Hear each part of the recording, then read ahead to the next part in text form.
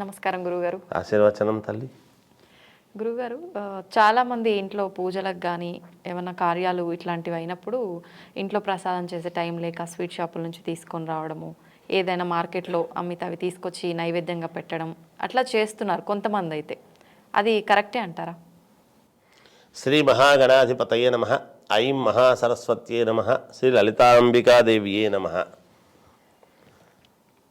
పూజలు జరిగినప్పుడు స్వీట్ స్టాల్స్లో తెచ్చినటువంటివి ఆ స్వీట్స్ను నివేదనగా పెట్టవచ్చా? అంతే కదా తల్లి ప్రశ్న. అంటే అమ్మా, స్వీట్ స్టాల్స్ అనేటువంటివి ఏమిటి అంటే, వాళ్ళు కష్టపడి వాళ్ళు పద్ధతిగానే శుచిగా శుభ్రతగా చేస్తారు. ఎందుకంటే మనకు ఒక వ్యవస్థ, ఫుడ్ కార్పొరేషన్ అనేటువంటిది ఒకటి ఉన్నది. వాళ్ళు కూడా ఎవరికి ఎలాంటి ఇబ్బందులు లేకుండా అందరి కడుపు సంతోషంగా నింపాలి అని కదా చేస్తారు. వాటి వల్ల ఎక్కడ ఇబ్బంది ఏమి ఉండదు. అయితే మనము పూజ చేసుకుంటున్నప్పుడు మన చిత్తశుద్ధి, మనకు ఫలితము, మనము చేసుకున్న దానికి తృప్తి కలగాలి అని అనుకున్నప్పుడు మనము కాసింత ఎంత చేస్తారు నివేదన అనేది కాదు, నువ్వు ఎంతన్నా చేయి నివేదన. ఆ నివేదన ఎప్పుడైతే మనము ఇంట్లో చేసి పెడతామో అది భగవత్ ప్రసాదము కింద మారుతుంది. ఇప్పుడు చాలా చోట్ల దేవాలయాలలో లడ్డూలు అని అమ్ముతారు. అక్కడే తయారు చేసి స్వామికి నివేదన చేసి కదా లడ్డూ ప్రసాదము అని మనం తీసుకుంటున్నాం.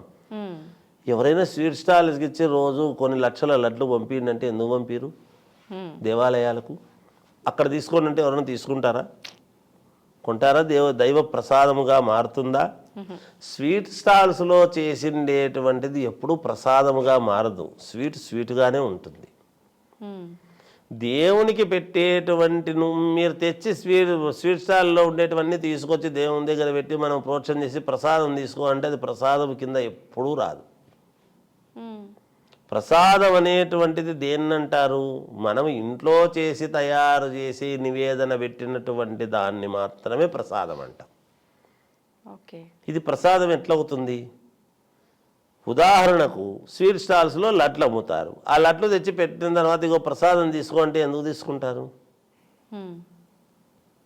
ఎట్లా తీసుకుంటారు చెప్పండి? అంటే అవి తీసుకొచ్చి మనం పూజలో పెట్టి పూజ చేస్తాం. మీరు నివేదన పెట్టొచ్చు స్వామికి, రకరకాల స్వీట్లు స్వామికి పెట్టొచ్చు, కానీ ప్రసాదము కాదు అంటున్నా నేను. అది ఇక్కడ ప్రసాదం కావడానికి అనే చిన్న మార్పు జరుగుతుంది. మనము వండినటువంటి పదార్థము ప్రసాదంగా మారాలి అని అనుకున్నప్పుడు మనము చేసినటువంటిది పెడితే ప్రసాదంగా మారుతుంది. మీరు ఇంట్లో చేసిండేది ఒక పులిహోర లాంటిదో, లేదా ఒక చక్కెర పొంగలో, ఇంకేదో ఒకటి మీరు ఇంట్లో స్వీట్ తయారు చేయండి. మీరు అది ఇంట్లో స్వీట్ చేసి మీరు పెట్టి ప్రసాదముగా ఇస్తున్నాము అని ఇవ్వండి, తీసుకుంటారు. అది ఇంత ఇచ్చిన ప్రసాదముగా తీసుకుంటారు, భావిస్తారు. మీరు కొనుక్కొని వచ్చి దూద్ పేడ అది ఇది పెడితే ప్రసాదం అంటే ప్రసాదం ఎట్లవుతుంది? అది ప్రసాదముగా మారదు. మీరు నివేదన పెట్టొచ్చు, రకరకాల స్వీట్లు దేవుడికి నేను తెచ్చి పెట్టినా అని పెట్టొచ్చు, కానీ పెట్టిన ప్రతిదీ కూడా ప్రసాదముగా మారదు. ప్రసాదముగా మారాలి అని అనుకున్నప్పుడు అది ఇంట్లో మనము చేసుకొని వండి పెట్టినటువంటిదే ప్రసాదముగా అవుతుంది. నేను అదే కదా చెప్తున్నాను. ఇప్పుడు స్వీట్ స్టాల్స్ ఉన్నాయి పెద్ద పెద్దవి.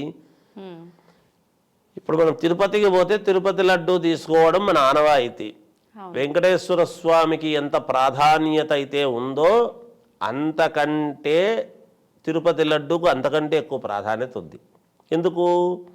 దాన్ని ఒక పరమ పవిత్రముగా చేయాల్సినటువంటి పద్ధతుల్లో చేసి స్వామివారికి నివేదన పెట్టి తర్వాత లడ్డూ ప్రసాదం అందరికీ పంచుతాం. దాన్ని ప్రసాదంగా స్వీకరిస్తారు. అట్లాంటి లడ్డూనే బయట తీసి ఎవరికైనా అమ్మి తీసుకోపో లడ్డు పట్టు తిరుపతి ప్రసాదం అంటే ఎందుకు తీసుకుంటారు? ఆ లడ్డు వేరే లడ్డు వేరే అంటావా లేదా? నువ్వు అక్కడే ఆ గుడి ముందే బయట అమ్మినా తీసుకోరు. ఖచ్చితంగా కౌంటర్లోకి పోయి తీసుకుంటేనే ప్రసాదం అవుతుంది తప్ప నువ్వు కింద తిరుపతికి వచ్చి ఒక షాప్లో పెట్టి వేరే స్వీట్ స్టాల్లో అమ్ముతున్నారు తీసుకోండి లడ్డు అంటే తీసుకోవచ్చు కదా, తీసుకోరే. అది లడ్డు కాదు కదా. ఎక్కడో ఎందుకమ్మా, తిరుపతిలోనే మిగతా ఇదంతా వదిలిపెట్టేసాయి. తిరుపతిలో కింద తిరుపతికి వచ్చిన తర్వాత ఎక్కడైనా స్వీట్ స్టాల్లో లడ్డు తెచ్చి నేను తిరుపతి లడ్డు తెచ్చుకున్నానులే అంటాడా? తిరుపతి లడ్డు అనేటువంటిది స్వామి దగ్గర కొనుక్కున్నటువంటి లడ్డే తిరుపతి లడ్డు. తిరుపతిలోనే స్వీట్ స్టాల్లో కొన్నా అది తిరుపతి లడ్డు కాదు, ఉత్త లడ్డే అది. ఇంకా దానికే లేనప్పుడు స్వీట్ స్టాల్స్లో మిగతాటువంటి తెచ్చిపెట్టుకుని ఏం చేస్తాం?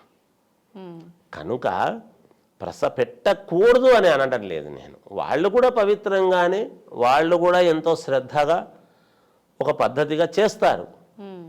అయితే ఎంత పద్ధతిగా చేసి ఎంత చేసినా ఏమి చేసినా అది ప్రసాదముగా మారేటువంటి అవకాశము ఎంత మాత్రము లేదు. మనము చేసి అదే పనిగా పరమ భక్తితో మనము చేసి స్వామికి నివేదన చేసినటువంటిదే ప్రసాదమవుతుంది. మీరు స్వీట్ స్టాల్ మొత్తం తెచ్చిపెట్టినా ఒక గ్లాసు అన్నము పెట్టి బెల్లం వేసి కాస్త నెయ్యి పాలు అన్నీ పోసి పొంగల్ చేసి కొద్దిగా పెట్టండి, దాన్ని ప్రసాదం అంటారు. కానీ ఈ స్వీట్లన్నింటినీ ప్రసాదం అని అనరుగాక అనరు. ఓకే, ఇది తెలుసుకోవాలి. మరి వినాయక చవితికి ఎన్ని ప్రసాదాలు చేసినా మెయిన్ లడ్డు ప్రసాదం ఆ స్వీట్ షాప్ నుంచే తెస్తారుగా స్వామి? అది ప్రత్యేకంగా స్వీట్స్, అందుకే స్వీట్ షాప్ నుంచి తయారు చేస్తారు అని మనం అనుకుంటున్నాము. దాన్ని ప్రత్యేకంగా స్వామి కోసమని నివేదన చేస్తారు, స్వామి కోసమని తయారు చేస్తారు కొన్ని చోట్ల. చేసి అదే పనిగా తీసుకొస్తారు. అందుకే వాళ్ళు చేసే దాంట్లో తప్పుందని నేను అనడంలే. మామూలు స్వీట్లు కూడా చేసేటువంటిది చాలా నియమ నిబద్ధతలు చేస్తారు, ఇవి కావు. మరి అదే స్వీట్ స్టాల్ నుంచే ఇంకొక లడ్డు తెస్తే స్వామి దగ్గర చేతిలో పెట్టుకున్నటువంటి లడ్డు వేలం వేస్తారు, కానీ మిగతా స్వీట్ల స్టాల్లో అమ్మే లడ్లన్నీ వేలం వేయరు కదా. దాన్ని అది కూడా ఎక్కడ వేస్తున్నారు? అలా కాదు కదా తల్లి. అందువల్ల వాళ్ళు నిష్టగా చేస్తారు. నేను అందుకే నిష్టగా చేయరని అనలేదు, మొదట్లో చెప్పాను కదా. ఇవన్నీ కూడా చాలా పరమ నిష్టతో ఎదుటి వాళ్లకు మంచి పేరు రావాలి, మన స్వీట్ స్టాల్లో తీసుకుంటే మంచి రుచి ఉంటుందని రావాలి అనే కదా చేస్తారు. వాళ్ళందరూ శ్రద్ధగా చేస్తారు, తప్పు పట్టాల్సిందేం లేదు. ఎంత శ్రద్ధగా చేసినా ఇది వేరు అది వేరు. నిజంగా చాలా వివరంగా తెలియజేశారు గురువుగారు. Thank you. చేయవస్తు.